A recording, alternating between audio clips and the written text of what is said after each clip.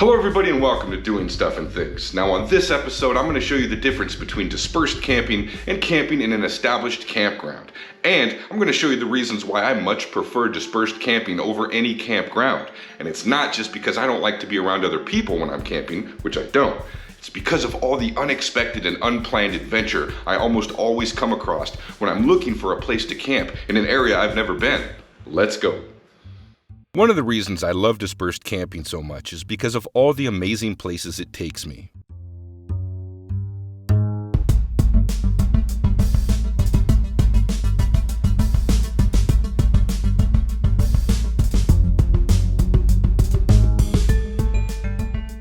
Many people prefer camping in well-established, well-groomed campgrounds, and I understand the convenience of their infrastructure, with their restrooms, paved roads, fire pits, and picnic tables, as well as the safety in numbers by being around other people while camping. But those are the very same reasons I loathe campgrounds, not just because I don't like the idea of paying money to sleep outside in nature, but because I can't enjoy camping while surrounded by other people. I camp to get away from people, and I cannot enjoy it if I'm listening to their generators and TVs and all the other noises that people make. Camping for me is a much more solitary experience, bordering on spiritual. I'm really out there to enjoy nature and to just be out in it undisturbed. And it doesn't have to be complicated either. You don't need a lot of gear to camp. Finding dispersed camping requires driving and exploring, and it's one of the reasons I love it so much. Traveling to and through areas I never would have had a reason to go otherwise. And those hours spent driving are never wasted. Aside from seeing all kinds of new and exciting country, it's a perfect environment for listening to audiobooks and podcasts. And I'm always discovering new, amazing areas for adventure and take notes of the places that I need to return to. The long, empty highways are many adventures on their own, but the real magic is happening down the rough, lonely back roads that mysteriously and tantalizingly stretch out into each new horizon. These are the overlooked gateways into true adventure, both planned and unexpected, as well as home to some of the most satisfying dispersed camping opportunities that you can access without having to walk 40 miles through the backcountry. And while on these back roads, be very careful and never go unprepared, because smaller roads can peel off the other roads and they can meander hundreds of miles through the desert, which means hundreds of miles from the next gas station, as well as other people. On this adventure, we're exploring the back roads out of Delta, Utah, which is about 2 hours southwest of Salt Lake City. And these roads meander hundreds of miles through the backcountry, wide open wilderness with all kinds of adventure and countless dispersed camping opportunities. And here's an example of some of the unexpected adventure that I found while exploring the area.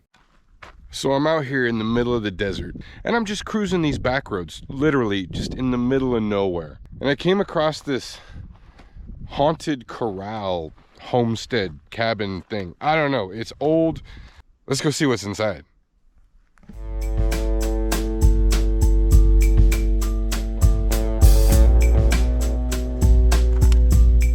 We might find a snake.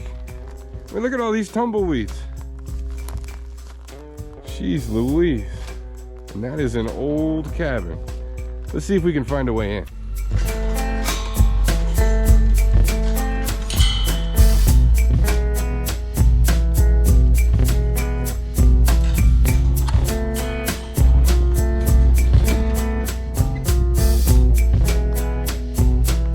Yeah. That thing is filled in with tumbleweeds. Holy smokes. It feels like a good place to be murdered. And I'll be honest, it feels spooky. Like, it just feels spooky. Well, let's go see what's inside.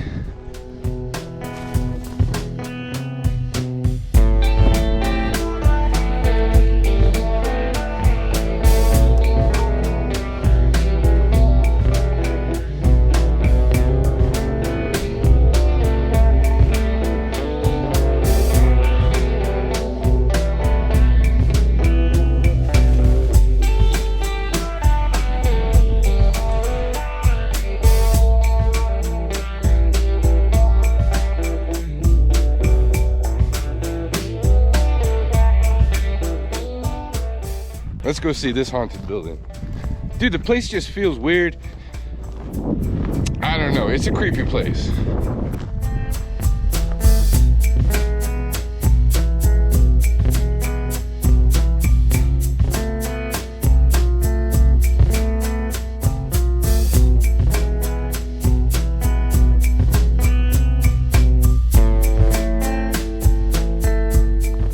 Like, this is totally the kind of place where you do not feel comfortable being unarmed. And I don't mean because of the ghosts that live in this place. I mean because it doesn't feel like the kind of place you want someone to come along, because we are all alone out here.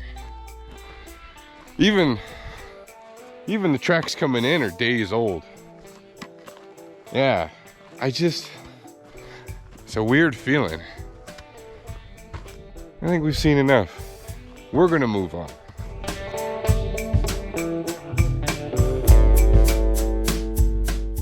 All right, we have made camp in the desert, and as you can see, this is not a campground. This is just nature. This is the way I prefer it. It's called dispersed camping. It means it's just out in nature in the wilderness camping. So one of the things I needed to do out here at camp was put a scope on my .22. And typically what you have to do once you put a scope on a rifle is do something called sight it in. That means shoot at a target and stuff and make sure that the scope is pointed straight, because it can be wonky. And so there's a little adjusting knob and all kinds of stuff. What we're gonna see today is, if I just put the scope on the rifle, will it shoot straight? I put a beer can out there about 120 feet. We're gonna see if I can hit it. Check it out.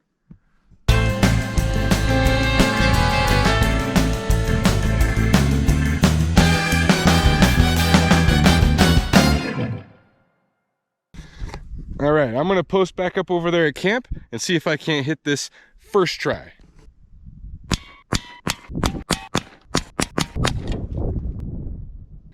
Ten rounds through the .22, just put the scope on the rifle, gave it a shot.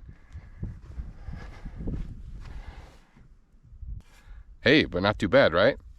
So another one of my missions that I had to do was I had to put a sling on my walking stick. That's a nice thing to do, because sometimes when you're out hiking you have to climb something. If you've got a walking stick, what are you going to do? Well, throw it on your back with a sling. It's a sling on a walking stick. A sling on your walking stick, it's kind of helpful. And always remember to leave no trace. Pack it in, pack it out.